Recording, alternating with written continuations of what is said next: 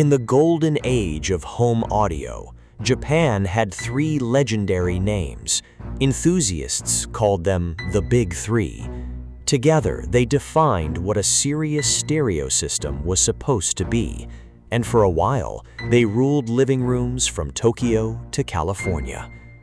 Two of those three companies are still alive today, in one form or another. The third one didn't just fail, it vanished so completely that by the end, a company that once sold over $500 million of equipment a year collapsed, owing almost nothing, because there was almost nothing left of it to owe. This is the story of how a great manufacturer slowly turned into a ghost, and how its name outlived the company itself. The company is Sansui Electric. It started in 1944, not making stereos at all, but transformers, unglamorous electrical components. Then, in the mid-1950s, it moved into hi-fi amplifiers, and that's where it found its identity. Around 1970, it listed on the Tokyo Stock Exchange, a serious industrial company by any measure. Through Japan's post-war boom, three companies rose together to define home audio. Japanese fans grouped them by what each did best: Trio, later known as Kenwood, for tuners, Pioneer for speakers, and Sansui for amplifiers. If you wanted a serious amplifier in the 1970s, Sansui was the name, and models like the AU919 became reference points that audiophiles still restore and chase today. The brand became shorthand for warm, powerful, beautifully built sound, and it sold all over the world, including a devoted following in the United States that in some ways outlasted the company itself. Sansui hit its peak in the fiscal year ending October 1984. Annual sales of about 52.5 billion yen, and a listing on the first section of the Tokyo Stock Exchange. This was a real, substantial company at the top of its game, and then the ground moved under it. From the mid-1980s onward, the audio boom faded, and a digital wave rolled in. The way people listened to music was starting a transformation that would eventually lead to CDs, then computers, then a phone in every pocket. The market for expensive, standalone stereo components didn't just soften, it began a long structural shrink that would never reverse. The question for every audio maker became brutally simple. What do you do when the thing you're the best in the world at is quietly going out of style? To see how bad the collapse really was, you don't look at the Western obituaries, you look at the Japanese financial records, the securities filings, and the corporate bankruptcy reports that Japan's credit research agencies keep. And there, two numbers sit right next to each other, and the gap between them is the whole story. At its 1984 peak, Sansui reported annual sales of about 52.5 billion yen. When it was finally declared bankrupt by the Tokyo District Court in July 2014, its total debt was about 350 million yen. Read those again.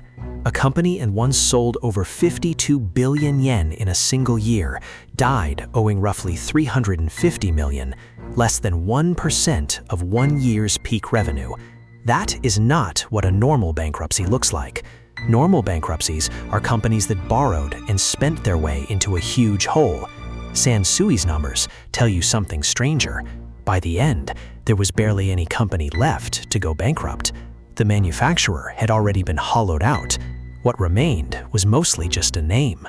And that final bankruptcy wasn't even the first time the company hit the wall. 2 years earlier, in April 2012, Sansui had already filed for civil rehabilitation, Japan's version of Chapter 11, with debts of about 247 million yen.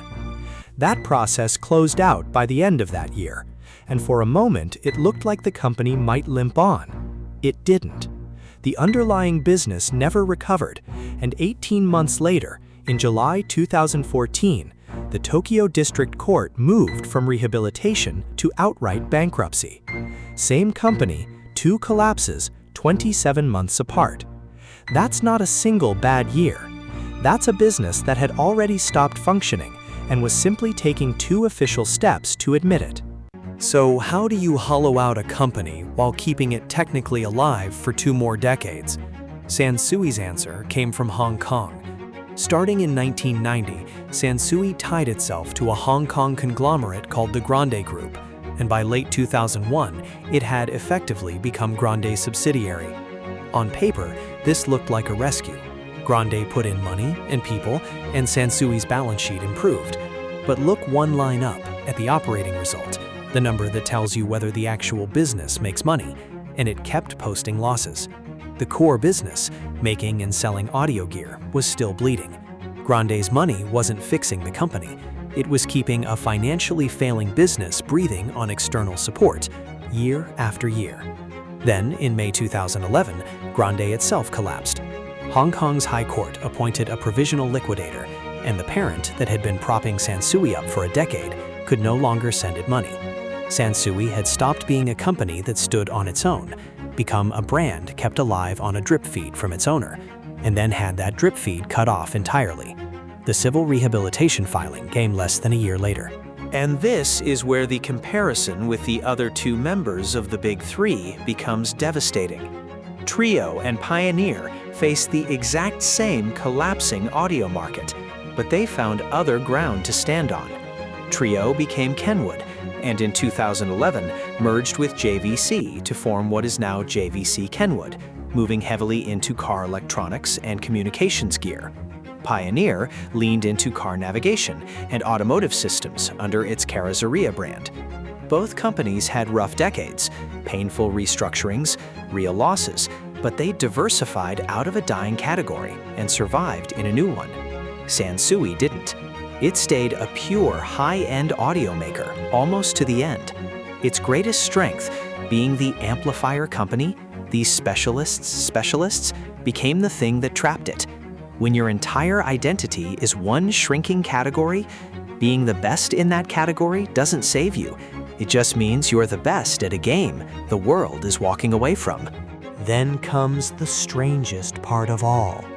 The bankruptcy in 2014 was the end of Sansui the company.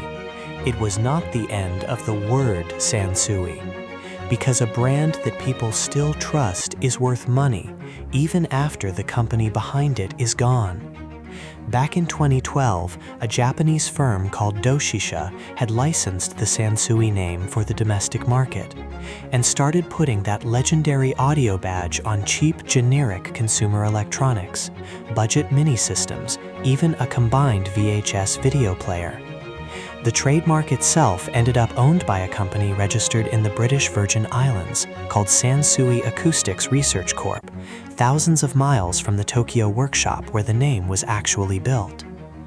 So for years after the real Sansui died, you could walk into a store and buy a Sansui product that had nothing to do with the amplifiers that made the name famous.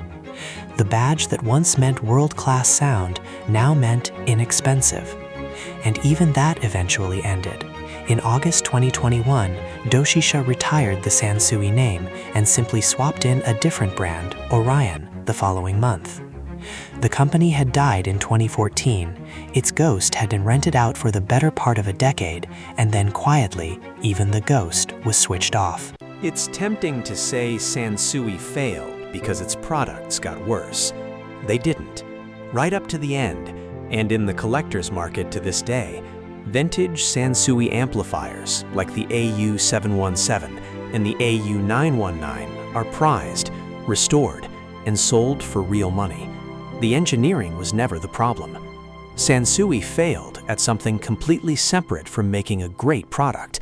It failed to answer the question of what to be when your category dies. Its rivals treated their brand as a vehicle that could be driven into a new market. Sansui, in the end, let its brand become the only asset left, something to be licensed out and rented, rather than a company to be rebuilt. There's a hard lesson buried in that. A brand can be so strong, so tied to one perfect product, that it becomes a cage. Being synonymous with the best amplifier is worth everything in 1975, and almost nothing in 2005. And the very strength of that association can make it harder, not easier, to become something new. So the big three split three ways. Two companies gave up the pure identity that made them famous, took painful losses, and reinvented themselves enough to survive. One company held on to its identity, was propped up from abroad long after its business had stopped working, and slowly faded until the only thing left to sell was its own name. Sansui's story isn't really about audio. It's about what happens when a company confuses being excellent with being adaptable. Excellence at one thing bought Sansui decades of glory, but adaptability is what bought the other two survival. And the most haunting detail is that final one, a name so beloved that it kept earning money on cheap electronics for years after the people and the factories behind it were gone. The company died. The name lived on, wearing someone else's products. That's not a happy ending, but it might be the most honest measure there is of how powerful a brand Sansui once built. Japan had 3 legendary audio giants. 2 adapted and lived. 1 stayed exactly what it was and became a ghost that other companies borrowed. If a name can outlive the company that made it, what is a brand really worth? Subscribe, and I'll see you in the next one.